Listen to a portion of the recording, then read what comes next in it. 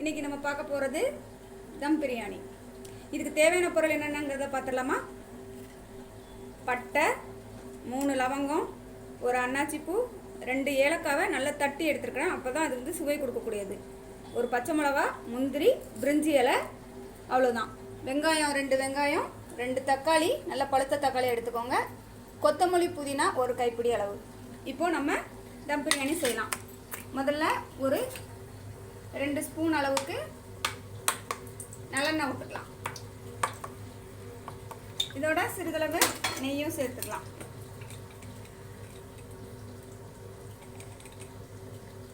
எண்ணெய் சூடேறிடுச்சு. இப்போ இதில்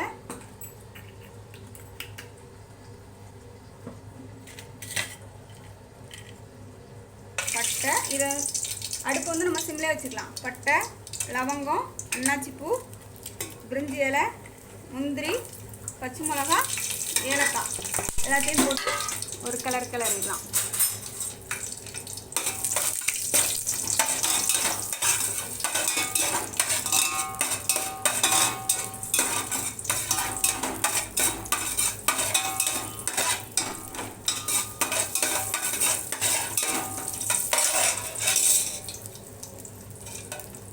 இப்போ இதில் வெங்காயத்தை போட்டு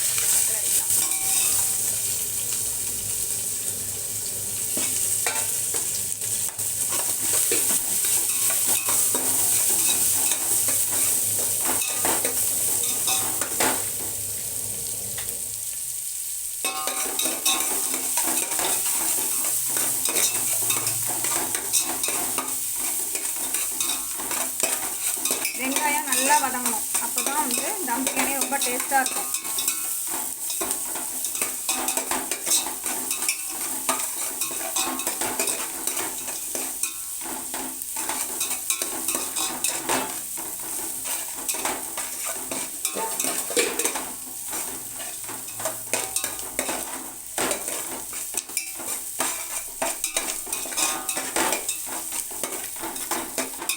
இப்போ வெங்காயம் வந்து நல்லா ப்ரௌன் கலராக நல்லா வதங்கிடுச்சு. இது வதங்கின உடனே இதில் கொஞ்சம் போல் இஞ்சி பூண்டு பேஸ்ட்டு அதை அரைச்சி வச்சுருக்கேன். அதை இதோட மிக்ஸ் பண்ணிக்கிறோம். அதை வந்து இஞ்சி பூண்டு வாசனை போகிற அளவுக்கு கொஞ்சம் நல்லா வதக்கிட்டோம்னா இன்னும் கொஞ்சம் டேஸ்ட்டு நல்லாயிருக்கும்.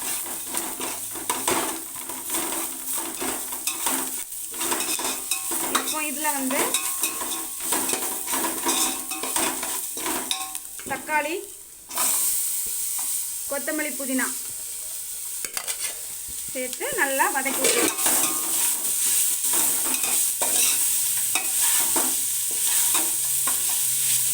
இது வதங்கிட்டு இருக்கும்போதே இதுக்கு சிக்கன் 4 பேர் சாப்பிட்றதுக்கு ஒரு 1/2 kg சிக்கன் எடுத்து அதை நல்லா வாஷ் பண்ணி வச்சுருக்குறோம். சிக்கனை இதில் போட்டுக்கலாம்.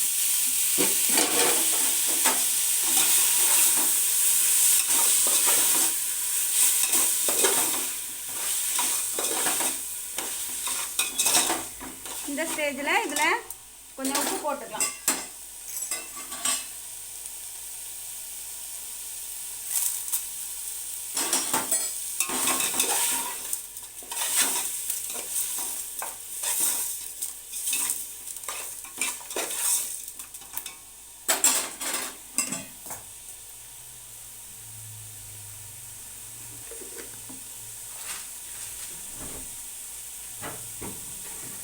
சேர்த்துக்கலாம்.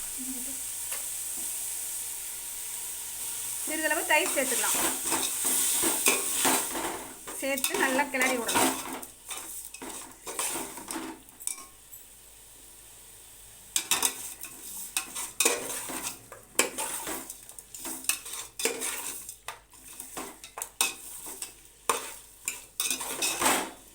இதில் சிறிதளவு மஞ்சத்தூள்,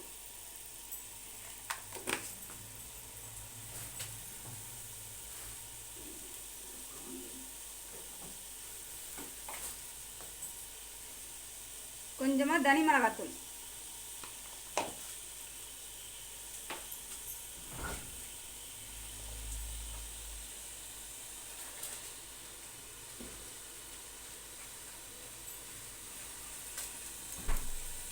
சிக்கன் குழம்பு மிளகாத்தூள் கொஞ்சமாக, கரம் மசாலா கொஞ்சமாக.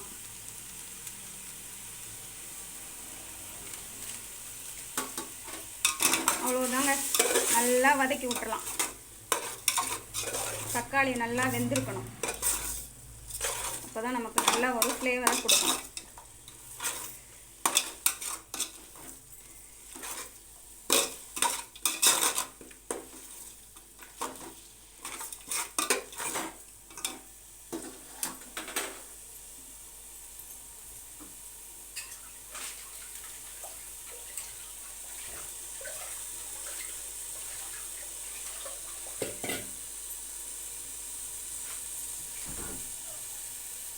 தக்காளி நல்லா வதங்கிடுச்சு.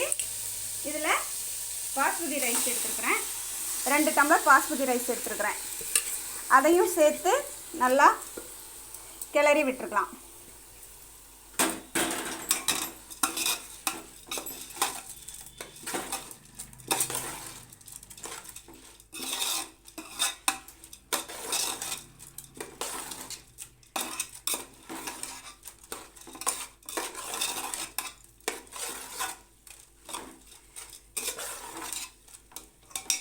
இப்போ தேவையான தண்ணி ஊற்றிடலாம். இந்த டம்ளருக்கு 2 டம்ளர் அரிசி எடுத்தேன். அதனால் 4 டம்ளர் நம்ம தண்ணி ஊற்றிக்கலாம்.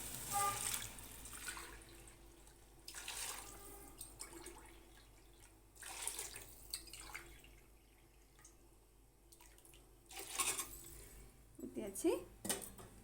இதை கிளறிட்டு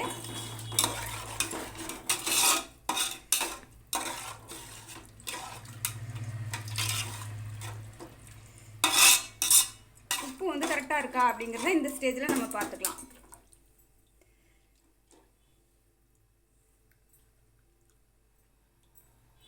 சரியாக இருக்குது.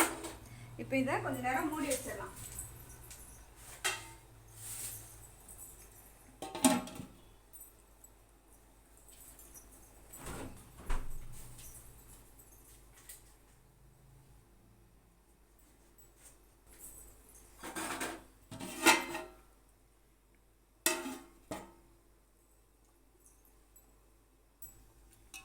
இப்போ பாருங்க, அதில் நல்லா ஒரு கொதி வந்திருக்குது. லேசாக ஒரு கொதி வந்த உடனே அதில் ஒரு அரை எலுமிச்சம்பழம் எடுத்து நல்லா புழிஞ்சு விட்டுக்கலாம்.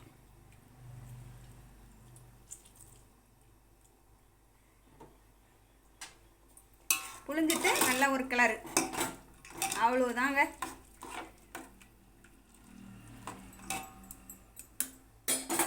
ஒரு 20 நிமிஷம் இதை வந்து நம்ம தம் போட போகிறோம். தம் போடுறதுக்கு என்ன செய்யணும்னா, இப்போ இதை சிம்மில் போட்டுட்டு இதில் ஒரு வெயிட்டான ஒரு பாத்திரத்தில் தண்ணி எடுத்து வச்சு மூடி வச்சிட வேண்டியது தான்.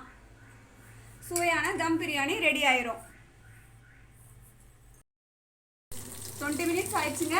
இப்போ நம்ம தம் எடுத்துடலாம்.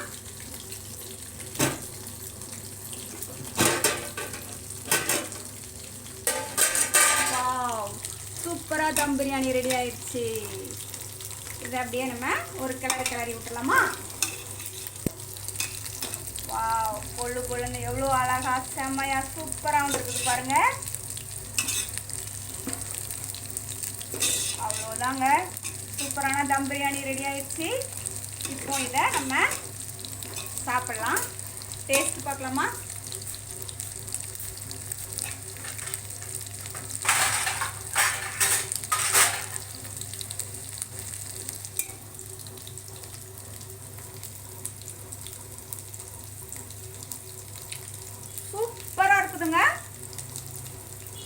நீங்களும் செஞ்சு பாருங்க.